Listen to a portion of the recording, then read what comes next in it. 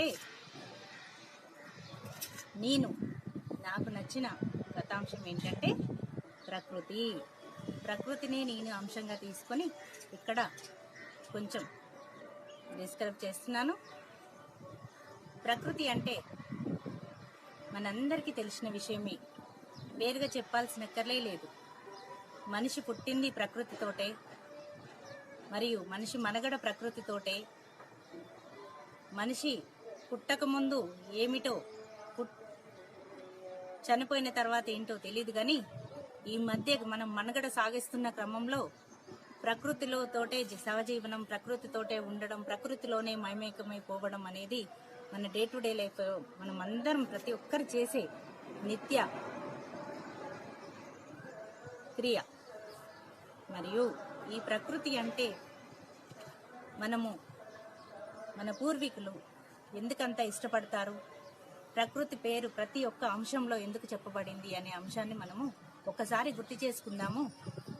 ప్రకృతి గురించి మనము ఏ వేదాలు తీసుకున్నా, ఏ సూత్రాలు తీసుకున్నా అందులో ప్రకృతిని వర్ణించకుండా అసలు కాన్సెప్ట్ అనేది లేదు అని నా ఒపీనియన్. అదే నిజం కూడా. మరియు భగవద్గీతలో కృష్ణ భగవానుడు కూడా ప్రకృతి తల్లి వంటిది, నేను తండ్రి వంటి వాడను అని భగవంతుడు చెప్పినట్టుగా మనకు గీత ఉపదేశంలో మనము మన నిత్య జీవితంలో వింటూనే ఉంటాము.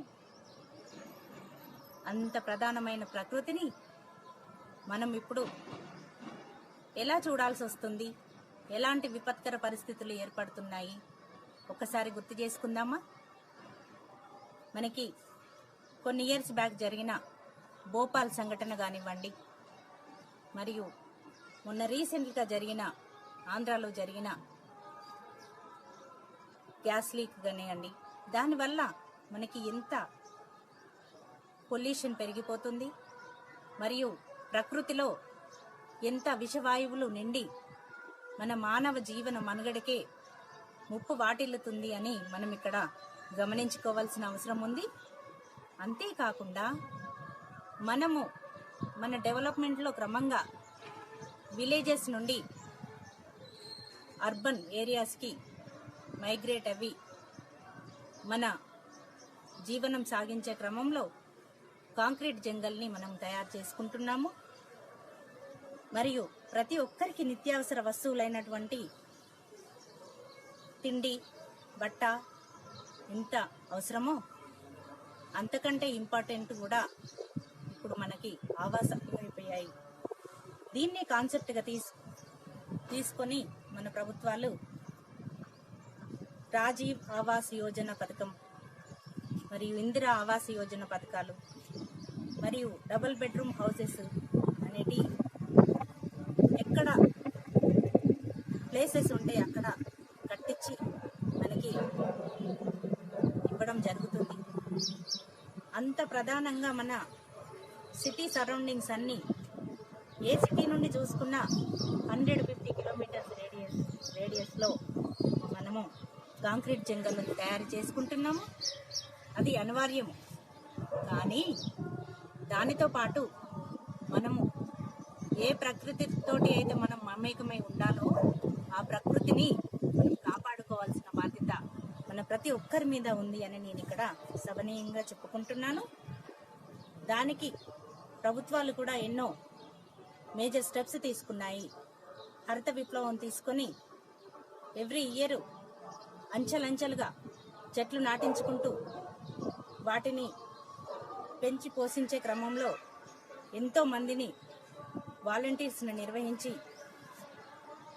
నియమించి వాటి నిర్వహణ పోషణార్థము ఎన్నో కోట్ల రూపాయలు మన ప్రభుత్వాలు ఇప్పుడు ఖర్చు పెట్టాల్సిన అవసరం వస్తుంది. ఇది ఎందుకు వస్తుంది అంటే, మనం అడవులను నరికేస్తున్నాము, పచ్చని పంట పొలాలను తీసుకొచ్చి మనము ప్లాటింగ్ చేస్తున్నాము. అది మనకి అవసరాలకు ఎంత ఉపయోగపడుతుందో తెలియదు, కానీ బీడు బారిన భూములను ఎక్కడైనా సిటీ సరౌండింగ్స్లో మనం చూడటం జరుగుతుంది. దానితో పాటు కాంక్రీట్ జంగలు పెరిగి వాతావరణం మొత్తం పొల్యూట్ అయిపోతుంది. మరియు ఎవ్రీ ఇయర్ 1-2 డిగ్రీ టెంపరేచర్ పెరిగి ఓజోన్ లేయర్ మొత్తం పలచబడిపోతుంది. దానికి తోడు ఎన్నో రకాలైన వైరస్లు వస్తున్నాయి. మన మానవ మనుగడకే ముప్పు వాటిల్లుతుంది అని మనం ఇక్కడ గమనించుకోవాల్సిన అవసరం ఉంది. దీన్ని ప్రివెంట్ చేయడానికి మన వంతు సాయంగా మనం ఏమి చేయాలని ఒక్కసారి మనం ఇక్కడ చిన్నగా చర్చించుకుందాం. కాలు బయట పెడితే వచ్చే వెహికల్ పొల్యూషన్ ప్రాబ్లం, ఇంటి లోపల ఉన్న వచ్చే మన కంప్యూటరు, మన మొబైల్స్, రేడియేషన్ ప్రాబ్లమ్స్, అంతేకాకుండా మనము నేచర్ తోటి మమేకమై జీవించకుండా ఉండడం వల్ల వచ్చే మన హెల్త్ ప్రాబ్లమ్స్ కానివ్వండి, విటమిన్ డి డిఫిషియన్సీ కానివ్వండి, ఇలాంటివి మనము 90% ఆఫ్ ద పీపుల్లో మన అర్బన్ లైఫ్ స్టైల్లో చూస్తున్నాము. మరియు పెస్టిసైడ్స్ వేసి పండించిన పంటలు తినడం ద్వారా మనకి సరి అయిన పోషణ లభించక మన మానవ మనుగడకే ముప్పు వాటిల్లుతుంది. వీటన్నిటిని దృష్టిలో పెట్టుకొని మనము హరిత విప్లవం వైపు ప్రతి ఒక్క సిటిజన్ నా వంతు పాత్రగా నేను ఏదో చేయాలి అని సంకల్పాలు చేసుకొని వాళ్ళ పరిధిలో వాళ్ళు చేసుకున్నట్టయితే అది మనము సిటీ లోపలనైనా కానివ్వండి, ఎక్కడైనా కానివ్వండి, ఒక 2-3 డిగ్రీ టెంపరేచర్ని తగ్గించుకున్న వాళ్ళం అవుతాము. అంతేకాకుండా మరియు రేడియేషన్ కూడా ప్రివెంట్ చేసిన వాళ్ళం అవుతాము. ఈకోసిస్టమ్ బ్యాలెన్స్ అవుతుంది. మరియు మన పక్షులకి ఆవాస యోగ్యాలను నిర్వహించిన వాళ్ళం అవుతుంటాము. అందుకు నా వంతు బాధ్యతగా నేనేం చేస్తున్నానంటే చిన్న రూఫ్ గార్డెన్ని క్రియేట్ చేసుకున్నాను. దీనివల్ల నాకు వచ్చిన బెనిఫిట్స్ ఏంటంటే ఎవ్రీడే మార్నింగ్, ఈవినింగ్ నేను నాకున్న టైంలో దాన్ని క్రియేట్ చేసుకొని నేను చెట్ల కోసము నా టైంను స్పెండ్ చేసే క్రమంలో ఎంతో హ్యాపీనెస్ని పొందుతున్నాను. మరియు ఫ్రెష్ ఆక్సిజన్ను పొందుతున్నాను. 2-3 డిగ్రీ టెంపరేచర్ని నేను తగ్గించిన దాన్ని అవుతున్నాను. మరియు నాకు fresh vegetables, fresh fruits and leafy vegetables ఎన్నో రకాలు రావడమే కాకుండా దానికి నేను ఏ చర్యలు చేపట్టాలి అని చెప్పేసి మనము ఆర్గానిక్ ఫుడ్ తయారు చేసుకునే క్రమంలో ఎన్నో మెలకువలను మనం తెలుసుకొని మట్టిలో నుండి వచ్చింది మట్టిలోనే కలుస్తుంది అనే సామెత మన మనుషులకు ఎలా ఇంప్లిమెంట్ అవుతుందో పక్షులకు, ప్రతి ప్రాణికి అలానే ఇంప్లిమెంట్ అవుతుందనే దానికి నిదర్శనంగా ఒక చెట్టు పుట్టినప్పటి నుండి మనకి ఆకులు, కూరగాయలు, పండ్లు అన్ని అందించి మరి తను దాని లైఫ్ స్పాన్ అయిపోయిన తర్వాత అదే చెట్టు మళ్ళీ మనకి మట్టిగా ఎలా మార్చాలి అనే క్రమంలో కూడా నేను వర్కౌట్ చేస్తున్నాను. ఇందుకు యాజ్ ఏ సిటిజన్గా నా వంతు బాధ్యతను నేను నిర్వర్తించుకుంటూ ఇటు ఈకో సిస్టమ్ దెబ్బతినకుండా మరియు ఇటు హెల్త్ కాన్షియస్లో ఉండుకుంటూ చేస్తున్నందుకు నాకు చాలా సంతోషంగా ఉంది అని నేను ఇక్కడ చెప్పుకోదలుచుకున్నాను. అంతేకాకుండా మనకి ఎవ్రీ సిటిజన్ వారి వారి ప్లేస్కి అనుగుణంగా ఎంత ప్లేస్ ఉంటే అంత, ఎంత వీలైతే అంతగా మనము మనకున్న పరిధిలోనే చేసుకుంటే మన హరిత విప్లవానికి మనం కూడా బాసటలు వేసిన వారమవుతామని చెప్పేసి మనం ఇక్కడ చెప్పుకోవచ్చు. మరియు మనల్ని చూసి మనకొచ్చే ముందు తరాల వాళ్ళు సుఖ సంతోషాలుగా ఉండాలి, వారు కూడా వారి క్రమంలో